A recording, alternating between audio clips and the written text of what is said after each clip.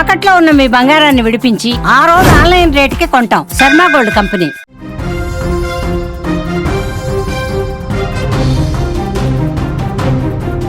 పశ్చిమాసియా యుద్ధం ఇప్పుడు పెను ఉప్పెనులా మారుతుంది. ఇజ్రాయెల్ హమాస్ మధ్య మొదలైన పోరు ఇప్పుడు ప్రపంచ వాణిజ్యానికి కేంద్రమైన ఎర్ర సముద్రాన్ని చుట్టేస్తుంది. అగ్రరాజ్యం అమెరికాకు సవాలు విసురుతూ ఇజ్రాయెల్ వైపు బాలిస్టిక్ మిసైల్స్ను ఎక్కుపెడుతూ యెమెన్కు చెందిన హౌతీ తిరుగుబాటుదారులు యుద్ధ రంగంలోకి దూకారు. ఇజ్రాయెల్ అండ్ అమెరికాకు వ్యతిరేకంగా ఈరోజు యెమెన్ గడ్డపై నుంచి వచ్చిన ఒక భయంకరమైన బాలిస్టిక్ మిసైల్ నిశ్శబ్దంగా ఉన్న అంతరిక్షాన్ని చీల్చుకుంటూ ఇజ్రాయెల్ వైపు దూసుకొచ్చింది. దక్షిణ ఇజ్రాయెల్లోనే బెర్షెబా నగరం ఒక్కసారి సైరన్ల మోతతో దద్దరిల్లిపోయింది. జనం ప్రాణభయంతో బంకర్ల వైపు పరుగులు తీశారు. అయితే ఇజ్రాయెల్ గగనతల రక్షణ వ్యవస్థ ఈ ప్రమాదాన్ని ముందే పసిగట్టి ఆ మిసైల్ని గాలిలోనే పేల్చివేయడంతో పెను ప్రమాదం తప్పింది. నిజానికి ఈ యెమెన్ దేశానికి చెందిన హౌతీలు కేవలం ఒక సాధారణ తిరుగుబాటు దళం కాదు. వీరు ఇరాన్ మద్దతుతో నడిచే ఒక శక్తివంతమైన సాయుధ సంస్థ. 1990లో యెమెన్ ప్రభుత్వానికి వ్యతిరేకంగా పుట్టుకొచ్చిన ఈ గ్రూపు ఇప్పుడు ఒక దేశ సైన్యాన్ని మించిన ఆయుధ సంపత్తిని కలిగి ఉంది. వీరు షియా ముస్లిం వర్గానికి చెందిన వారు కావడం వల్ల సహజంగానే ఇరాన్ వీరికి వెన్నుముకగా నిలుస్తోంది.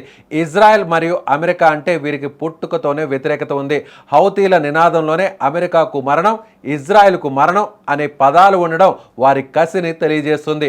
హౌతీలు ఈ యుద్ధంలోకి ఎందుకు వచ్చారు అంటే పాలస్తీనాలో ఇజ్రాయెల్ చేస్తున్న దాడులకు వ్యతిరేకంగా తాము పోరాడుతున్నామని వారు చెబుతున్నారు.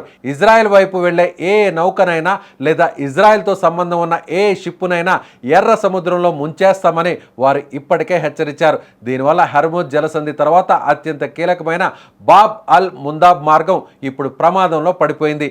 ఇక్కడి నుంచి వ్యాపారం ఆగిపోతే ప్రపంచవ్యాప్తంగా పెట్రోల్, గ్యాస్ ధరలు ఆకాశాన్ని తాకడం ఖాయం.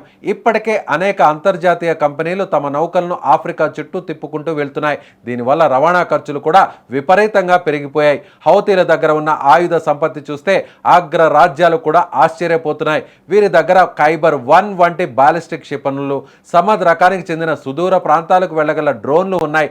వీటిని ఇరాన్ సరఫరా చేస్తున్నట్లు అమెరికా ఆరోపిస్తుంది. సముద్రంలో ఉన్న నౌకలను ఖచ్చితత్వంతో కొట్టగల యాంటీ షిప్ మిసైల్స్ కూడా వీరి దగ్గర ఉండడం గమనార్హం. వీరి యుద్ధ తంత్రం కూడా విభిన్నంగా ఉంటుంది. గెరిల్లా తరహా దాడులు చేస్తూ సముద్రపు దొంగల వలె నౌకలను హైజాక్ చేయడంలో వీళ్లు దిట్ట. ఒకవేళ హౌతీలు పూర్తి స్థాయి యుద్ధంలోకి దిగితే అది కేవలం ఇజ్రాయెల్కు మాత్రమే కాదు, మొత్తం గల్ఫ్ ప్రాంతానికి ముప్పుగా మారుతుంది. Saudi Arabia, United Arab Emirates వంటి దేశాల చమురు కేంద్రాలపై వీరు గతంలోనే దాడులు చేసి తమ సత్తాను చాటుకున్నారు.